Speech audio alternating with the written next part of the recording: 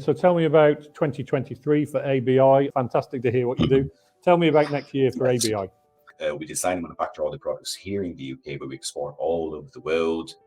We have closed, incredible contracts, very high-level projects this year with international organizations. So we're looking to expanding into that. If I may, Chris, I think it's important to talk about, some of the opportunities that are available to, British companies internationally.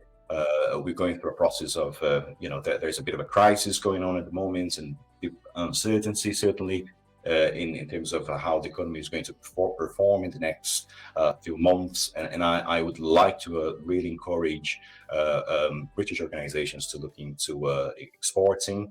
The Department for International Trade is a great place to start. ABI and the Department of International Trade, we're working hand in hand, and this partnership has resulted in a number of incredible projects that we have closed in the last maybe 4 or 5 years, which would not be available to ABI if it wasn't for the engagement of DIT, and they're there to support all of us, SME and manufacturers, all the British companies as a whole, to export more.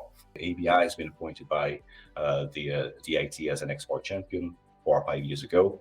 And we continue to be part of a community of advocates, export advocates.